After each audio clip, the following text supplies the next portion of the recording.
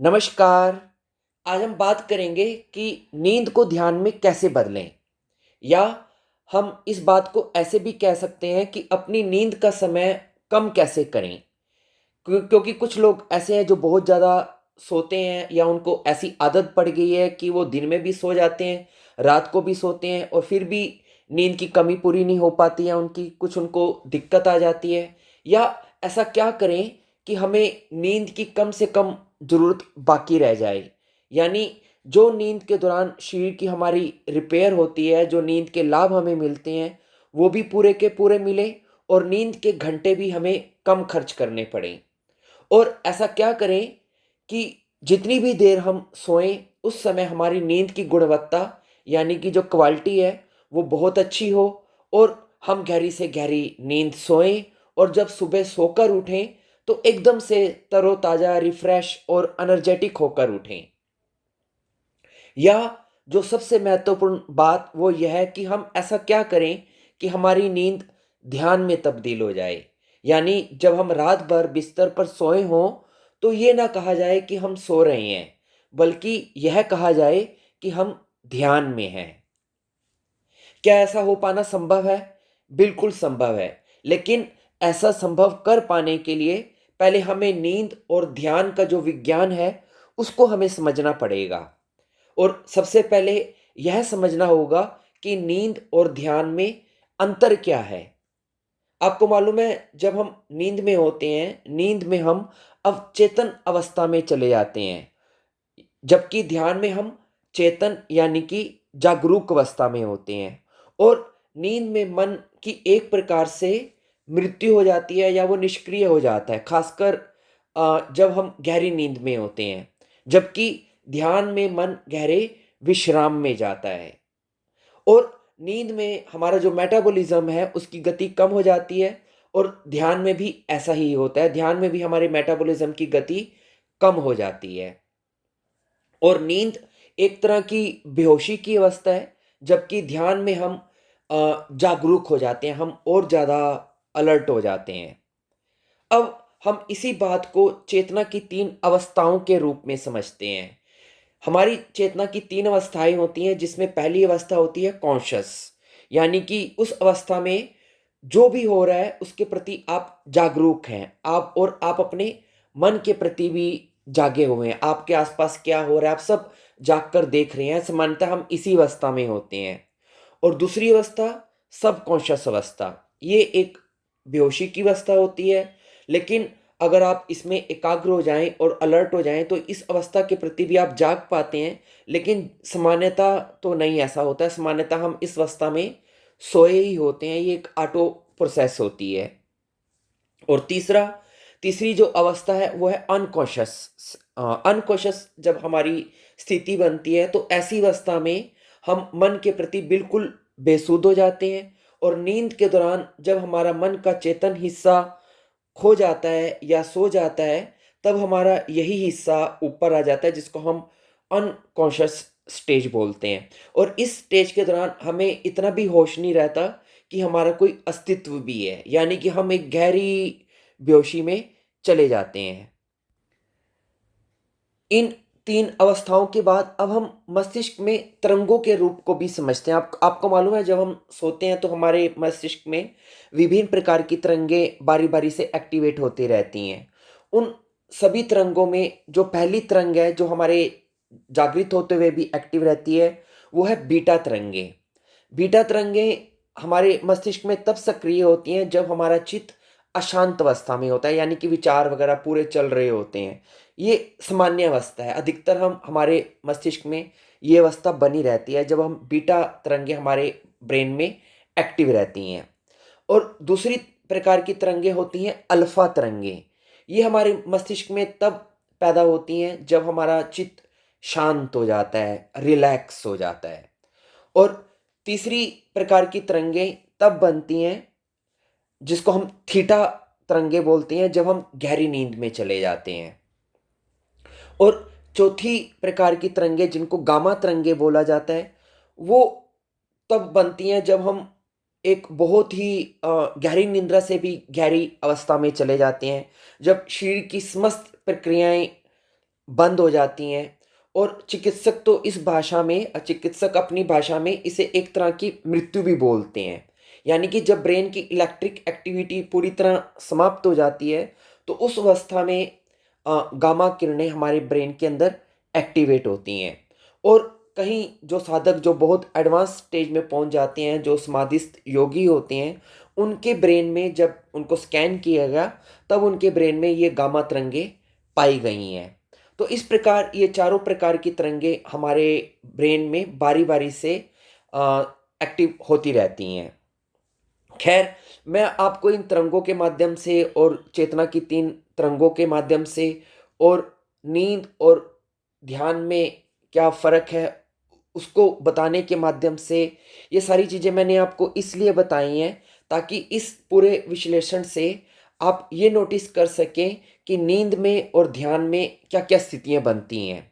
जब हम नींद में गहरे से गहरे बेहोशी में चले जाते हैं और ध्यान में हम गहरे से गहरे होश में चले जाते हैं, मतलब रिजल्ट ये हमारे सामने आता है इन सभी चीज़ों को देखते हुए कि नींद हम बिल्कुल बेसुध हो जाते हैं, हमारी चेतना खो जाती है।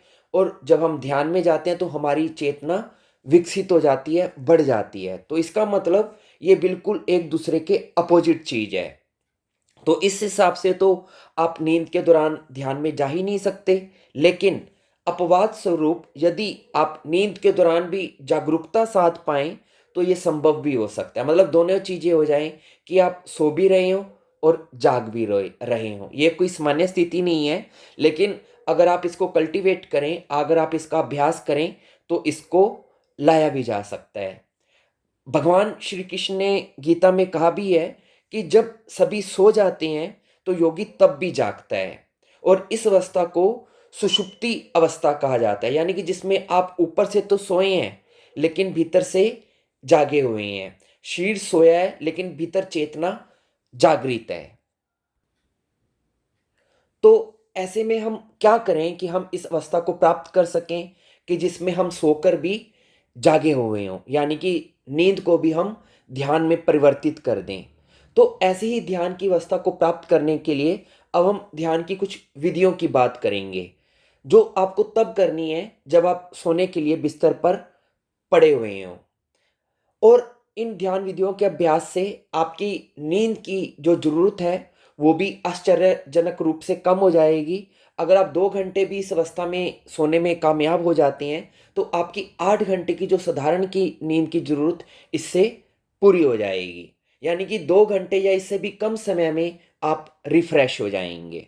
तो इन विधियों के द्वारा आप ध्यान के गहरे से गहरे आयाम में भी जा सकते हैं। लेकिन अगर आप इसे बहुत एडवांस स्तर पे ना भी करना चाहते हो, तब भी अगर आप इन ध्यान की विधियों का अभ्यास करेंगे, तो एट लीस्ट आप अपनी नींद की क्वालिटी को तो इम्प्रूव कर ही लेंगे। अगर आपकी नींद अच्छी नहीं आती, आपकी नींद गहरी हो जाएगी, या अगर आप अपने नींद के समय को कम करना चाहते हैं अगर, तो वो भी आप इस ध्यान विधियों के अभ्यास के होने से आपकी नींद की जो ज़रूरत है वो 8-10 घंटे अगर आप सोते हैं, तो आप 2-3 घंटे में ही आप उस कमी को पूरा कर लेंगे जो 8-10 घंटे में आप पूरा करते हैं। तो इस प्रकार से भी आप इसका लाभ ले सकते हैं। अब हम बात करते हैं विधियों की कि ऐसी कौन-सी विधि है जिसको करने से आप इस प्रकार का लाभ ले पाएँगे। तो सबसे पहली विधि है आनापानसति ध्यान प्रयोग। ये विपश्यना ध्यान का ही एक प्रारूप है। इसमें आप क्या करते हैं कि आप हर वक़्त दिन के हर कार्य करते हुए, अपनी हर एक्टिविटी को करते हुए, यानी कि अपनी डेली लाइफ़ की एक्टिविटीज़ को करते हुए, आप अपना ध्यान अपनी श्वास पर टिका कर रखते हैं।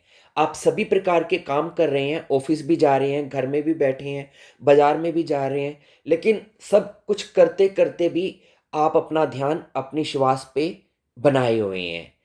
तो आपको देखने में लगेगा, सुनने में लगेगा ये आसान है, लेकिन ये इतना आसान नहीं है। अगर आप इसका अभ्यास करेंगे तो आसान हो भी जाएगा। तो आपको क्या करना है, हर वक़्त आप अपने ध्यान को अपने श्वास पर टिका के रखेंगे। मान लीजिए कि आप अपने घर में बैठे हुए हैं, अब आप कोई ऐसा काम कर रहे हैं जिसमें आपकी ज़्यादा अटेंशन की ज़रूरत नहीं है। आप सब्ज़ी ही मान लीजिए काट रहे हैं, तो सब्ज़ी काटते-काटते आप अपना ध्यान अपनी साँस को देखने पे भी लगाएँ कि आपकी सांस अंदर गई, आपकी सांस बाहर आई। बस आपको ये ऑब्जर्व करना है, अपनी ब्रेथ को आपको ऑब्जर्व करना है, अपनी श्वास को आप कॉन्शियसली लगातार ऑब्जर्व करते रहेंगे, चलते फिरते उठते बैठते। जब आप पूरे दिन इस विधि का लगातार अभ्यास करते रहेंगे तो शुरू शुरू में तो आप भूल भूल जाएंगे, आपका ध्यान टिकेगा नहीं, लेकिन 2-4 दिन में आपका ध्यान टिकना शुरू हो जाएगा और आप ज़्यादा से ज़्यादा समय तक आप पाएंगे कि अब आपका ध्यान अपनी सांस को देखने में गुजर रहा है। जबकि आप काम भी सभी कर रहे हैं, अपने डेली लाइफ की एक्टिविटीज भी कर रहे हैं, लेकिन उसके साथ साथ आपका ध्यान अपनी सांस पर भी टिका हुआ है। तो ऐसा करने से क्या होगा, जब 2-4 हफ्ता 10 दिन बीत जाएंगे तो धीरे धीरे आप देखेंगे कि अब आपका ध्यान श्वास पर लगातार टिकना शुरू हो गया। आप हर काम कर रहे हैं लेकिन आपका ध्यान श्वास पर भी टिका हुआ है। आप अपनी ब्रेथ को भी ऑब्जर्व कर रहे हैं और सारे काम भी कर रहे हैं। फिर जब ये चीज़ और इम्प्रूव हो जाएगी तो क्या होगा, जब आप सोएंगे और तो सोने से पहले भी, क्योंकि जब आपको 24 घंटे ही इस चीज़ का अभ्यास करना है तो जाहिर है सोने से पहले भी आप इसका अभ्यास करेंगे और सांस को देखते देखते ही, अपने ब्रेथ को ऑब्जर्व करते करते ही आप सो भी जाएंगे। तो क्या होगा, धीरे धीरे फिर आपकी नींद में भी ये चीज़ प्रवेश कर जाएगी। फिर आप महसूस करेंगे कि आप सो गए हैं लेकिन आपकी आदत वही बनी हुई है कि आप अपनी सांस को आता जाता देख रहे हैं। तो इससे क्या होगा, जब धीरे धीरे आपकी ये चीज़ पूरे दिन में सघन हो जाएगी, दिन के टाइम जब आप ट्रेंड हो जाएंगे पूरा इस चीज़ को करने में, तो एक दिन ऐसा आएगा कि ये चीज़ आपकी नींद में भी प्रवेश कर जाएगी। और जिस दिन आपकी ये चीज़ नींद में भी प्रवेश कर जाएगी तो फिर आपकी नींद भी ध्यान बन जाएगी। तब आप ऐसा होगा कि आप सोए भी होंगे और आप देख रहे होंगे कि मैं अभी भी, शरीर तो मेरा सो रहा है और लेकिन कहीं मैं जागा भी हुआ हूँ और मेरा ध्यान अपने श्वास को देखने के ऊपर भी बना हुआ है। तो एक ये विधि है जिसके द्वारा आप नींद में भी अपने ध्यान को ले जा सकते हैं। और जब आपकी ये विधि और सघन होनी शुरू हो जाएगी, फिर आपको, क्योंकि अब आप इतनी ऊर्जा को आप बचा रही हैं, आपकी ऊर्जा खर्च नहीं हो रही है, क्योंकि आप अपने आप को केंद्रित कर रहे हैं, आपका पूरा ध्यान अपने श्वास को देखने के ऊपर ही टिका हुआ है। तो जब आप इस प्रकार लगातार ऊर्जा का संरक्षण करते रहेंगे, उसे खोएंगे नहीं, तो आपकी जो नींद की ज़रूरत है वो कम होनी शुरू हो जाएगी, क्योंकि अब आपके शरीर में इतनी तोड़फोड़ ही नहीं हो रही है जिस जो उसकी मरम्मत की ज़रूरत पड़े। तो इसलिए आपकी नींद, जो पहले आप 8 घंटे लेते थे, फिर वो 6 घंटे, 4 घंटे, 2 घंटे, इस प्रकार से इस विधि के द्वारा वो कम होती चली जाएगी। तो इस प्रकार से भी आप इस विधि को कर सकते हैं कि आपको हर वक़्त अपना ध्यान अपनी श्वास पे टिका के रखना है और वो आपका आदत इतनी गहरी हो जाए कि जब आप सो भी जाएँ तो नींद में भी आपकी ये चीज़ ऑटो हो जाए और चलती चली जाए। तो आपकी ये चीज़ सिद्ध हो जाएगी कि जब आप सोए होंगे तो फिर भी आप ध्यान में होंगे, आप सोए नहीं होंगे। आपका शरीर ज़रूर विश्राम करेगा लेकिन आपकी चेतना अंदर जागी रहेगी। लेकिन आपके पास दूसरा ऑप्शन भी है, अगर आप इतना ज़्यादा समय नहीं देना चाहते हैं इस ध्यान विधि को, आप इतने ज़्यादा अध्यात्म में रुचि नहीं रखते हैं, आप हल्का-फुल्का कुछ करना चाहते हैं, तो उसके लिए भी एक विधि है।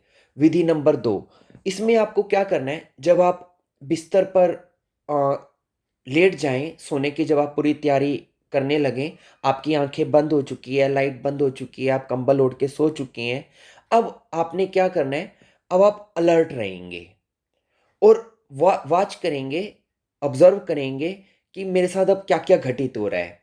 आप देखेंगे कि धीरे-धीरे आपकी आँखें भारी हो रही हैं, सिर आपका भारी हो रहा है और आप पे एक नशा-सा उतरने लगा है। आप एक तरह की सम्मोहित अवस्था में धीरे-धीरे जाने लगे हैं। जनरली क्या होगा, आप ऐसा ज़्यादा देर कर नहीं पाएँगे। जैसे ही आप इस प्रकार अपने आप को ऑब्ज़र्व करने की कोशिश करेंगे, उससे पहले ही आप सो चुके होंगे। फिर सुबह याद आएगा आपको कि मैं तो अलर्ट होने की कोशिश कर रहा था लेकिन सो गया। लेकिन आपको क्या करना है, हर रोज़ ऐसे करना है। जब भी आप बिस्तर पर सोने के लिए जाएँ, तो अपना पूरा ध्यान अपनी श्वास पे बनाए रखें या आपके अंदर जो भी उस वक़्त एक्टिविटी हो, जो भी आपके लक्षण उस वक़्त नींद के आएँ, उसे देखते रहें और मन में ये ठान के रखें कि मैं सोऊँगा नहीं, मैं जागरूक रहूँगा और देखूँगा कि शरीर कैसे सोता है।